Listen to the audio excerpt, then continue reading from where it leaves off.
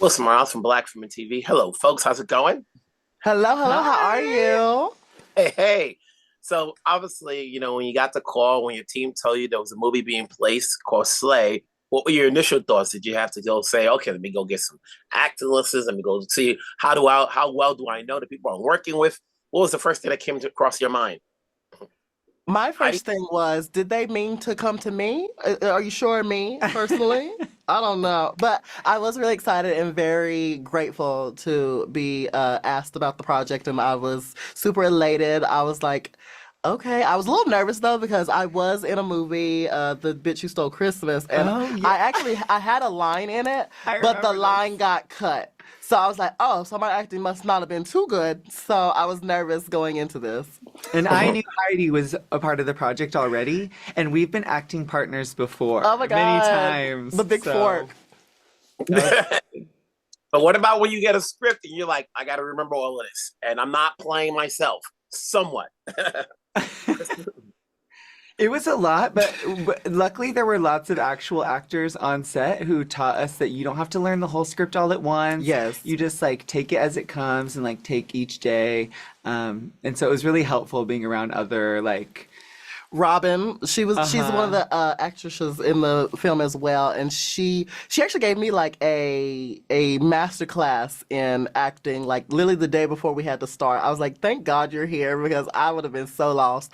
As far as the script though, I probably should have read it through a couple more times than I actually did before going to film because Some of the girls did not read the script before the read through Really?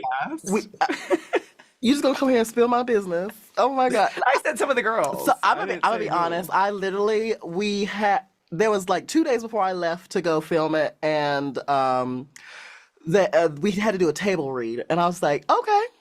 So then I woke up 15 minutes before the table read. I opened up the script for the very first time and read it really fast. It's very Oh, so much her you're character that in the gifted, huh? film. You're that gifted, huh? Reading once. Luckily I was very much in vein of like I had read it a couple times, not like thoroughly, but I read it to like get a gist of the character. So I was like, okay, I get to be like this ditzy fun character, but heartfelt too. So I was like, I got that. But then for the table read, I had not actually read it much. Now the question goes, it's four people. Are you Yeah. playing the part that was meant for you, or could you see yourself playing somebody else's part? I think Ooh. Cara said it best when we were actually filming the film down in South Africa. We actually filmed in Cape Town, South Africa. What? Because we were all sitting there, we were wondering, we are like, Trinity probably definitely got the role that was meant for her, but I feel like I don't know. There maybe was not the there rest was of us. also like sometimes seeing the person in the role, they made it so much their own that it just felt like I Thank couldn't see you. anyone else doing it. But Cara said whoever got the role in the end was who was meant to have the role. So that's where I was going with that. Yeah. All right. So So having said that, Crystal, how do you relate to the character you're playing? What's the difference between you and the character you're playing, or what's the similarities? Well, the difference between me is like my character is kind of the baby of the drag family, whereas in my actual drag family, I'm the mother. I'm the one in charge. and she's one of the oldest ones in the film too. Stop. Yes. But it was fun to like play that role of just like always looking to Trinity, my mother, for approval, and I already looked up to her, so it was Trinity easy. was very much like the mother role, and then I was supposed to be giving like the oldest child, basically, which Uh-huh. is a far cry for me because I'm literally the baby of my family. So I was like, oh, so we kind of like switched roles in a sense. Like Yeah. you, Okay. Now, when you're in the zombie vampire movie, I'm sure you've seen your share of them. Did you have an idea as to like, okay, I want to be able to do this? We've all seen these movies where you're running from something, or you say to yourself, oh no, if there's a zombie chasing me or a vampire, this is what I'm gonna do. Did you have that thought? I was very much in the vein of I hope and pray I get to fight the vampires, which you'll have to make sure you stay tuned. Streaming on Tubi starting March 22nd. If I got to fight any of them, which let's just say they may have been slayed. Okay. And now, costume wise, did you have a hand in the costume, or did you let them do it for you? It was kind of a little bit of both. Like when we arrived, we worked with the stylist and they had pulled some pieces and then they kind of were like, "What do you what do you see the character wearing? What do you see them doing? And so I was kind of in there doing like a drag mini challenge and taking dresses and being Mixing like, and matching I want the and top of that pulling. one and the bottom of this one, and it was a fun process. I was very fortunate because mine was almost to what it was for the film. I just really went in and just judged it up. I was like, can we add feathers? I dragged it out a little bit. Like, let's add feathers here. Let's get a strap here. Let's give a little something here and there and extra wear. And did you all four of you have a hand in what you were going to perform, or was that part of the script? Ooh, the choreography. The songs were chosen for us, but the songs were so good. They were so spot on. Like, are we allowed to say what they are? I mean, it comes out in a couple of hours. It was like Yeah, WAP, WAP, and what's that Doja Cat song? I'm a bitch, I'm a boss. Yes, we got a bitch on a boss and Really WAP good is like the big choices. performance number. So it's like not even something I would perform myself, but I was like so pumped You want that to it was perform like in WAP? the film. Yeah. you know, when you do a movie like this, obviously there are people who already know you. There's your fan base already, but now they'll see you in a different spectrum, different platform. Is this something you guys would want to continue, whether separately or as a group? For me personally, I was nervous with the whole acting thing, but getting there and getting to be there with a great group of girls, a great group of other actors as well, I kind of found like something that felt like, oh, I could do this more often. I feel like this could be a passion of mine that I could start delving into more. As someone watching from the side, Miss Heidi is an actress. She was like summoning tears and everything. Like it was so real. I didn't realize how in tune my emotions I could be. It was everything. So it was really fun. I always prefer doing things as a group anyway. So anytime I get a chance to work with my sisters, like I'm up for that. So what was the hardest thing for you guys to do? Obviously, there's remembering lines, but then it's like, okay, remembering lines is one thing, but then being placed, remember your scenes and what you have to do, whether you have to fall down or run. Was there anything that was more challenging for you, obviously, as you did this movie?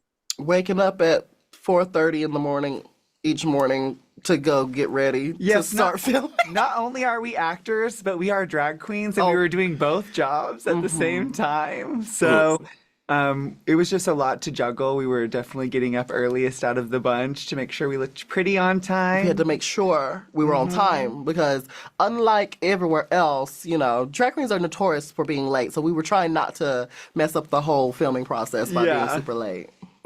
You got to shoot in Cape Town, Africa. It's not like you're shooting like in any town USA. Y'all went to Africa. What was that experience like?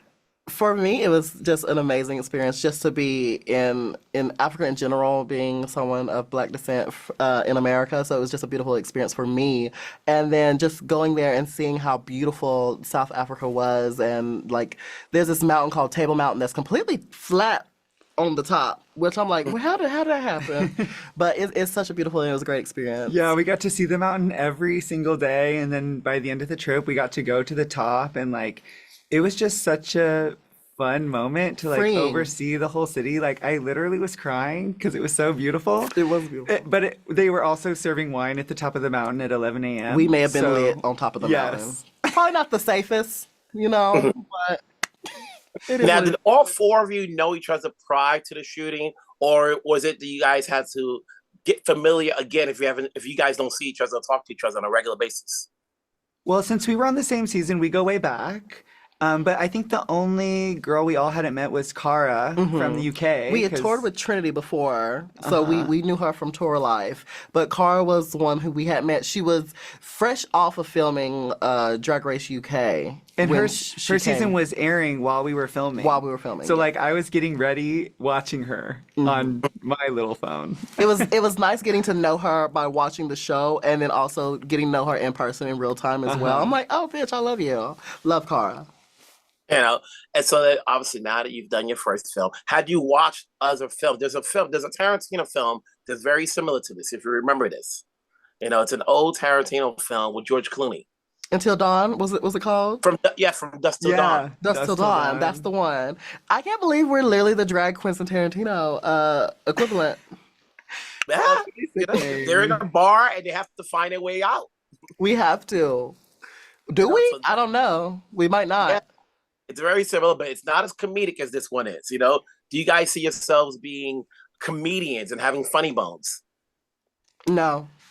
Shut up. No, Heidi was like throwing out lines that were not in the script all the time. Oh, But I was improv half the then they time. were finding their way back in. It was like, it was so fun on set because everyone was kind of just Everyone being was so goofballs. chill, vibing, having a good time. We're here to work, but we also want to make sure it's a good experience for everyone. And I think that was like a thing that carried through the whole time of filming. And I think that what made it much of a love project. And I think that's what I think everyone will fall in love with. I think it'll come across as well in the film. And Jem, the director, there were always times where, like, sometimes if we were saying a joke a different way, or they just had, since they also wrote it, they just knew exactly how they wanted things to be done. So they were always like giving little cues on the A side on like loving, what to guiding do. hand Yeah. to guide us to where we needed to go with it. Now, this is going to air after the movie's out, which is in a few hours. So my question is, was there a particular take that you had to do over and over, either because there was too much laughter or somebody kept messing up? Well, Trinity. I call Trinity it is a out. perfectionist. She is a Uh-huh. perfectionist. So she would always want to make sure she delivered the line spot on perfectly. But every once in a while, we would get to one line where she just did not quite comprehend it just right, and she would have to do it a bunch of times, which was fine by me because I just get to cut up and laugh at it and have fun with her. It was a good time. You I know, don't know. There was just one scene where I was like, it's like the one time where it's like really emotional for my character. And I'm like dying in Trinity's arms, and it was like so awkward because it was our second day on set, and I was like, She's like, I have to I die. don't really know what I'm doing. But you know what? It was good because Trinity is such a perfectionist that she made me like get into it because she was like, I really believe she was She was really devastated over my that you were death. dying. Yeah. now there's We a all lot of are. product out there nowadays. I always say, there's a lot of films being shown in theaters, on cable, on streamers. This is an original film for Tubi. What's going to get an audience to tune in to watch this? Obviously, you have your fan base, so they're already going to be looking forward to it. But for a new audience, to let them know, hey, here's a slasher but fun film. Well, that's just it. It has that fun mix of being like a thriller horror moment, but it still has that love and campiness that is so Yeah. well known and beloved by the queer community. So, and I think it's in the vein of Tu Wong Fu, where it's like it has that level of campiness that just anyone can connect with it and laugh at it and Absolutely. enjoy it, and it's very much that essence. Literally, when we That's finished the script reading the first time, Trinity was like, "Oh, we're getting a sequel." We're definitely Like, getting a sequel. Have to. it's really it. fun. I wasn't going to go there, but are you guys ready for a sequel? Down, yes, please. Yes, we literally the whole time we were filming it, we were pitching ideas to We Jam of like fully what can already happen in the sequel. we already have a name for the sequel and everything. Another day, another sleigh. Okay. Oh, good call. Good call. Make sure you put that on Twitter so you can get the licensing fees. on X. But hey, listen, it was fun talking to you guys, talk to you folks. Obviously, this is a film that people are going to be looking forward to because they want to have fun. Absolutely. Horror films has its audience, and this is a new audience to see. Obviously, drag queens, whether or not they live or die, it's a question of when they find out, when they'll see it. So, wherever you guys are at, take care, stay safe. We'll talk again on the sequel. See you soon. Perfect. Take care. Bye.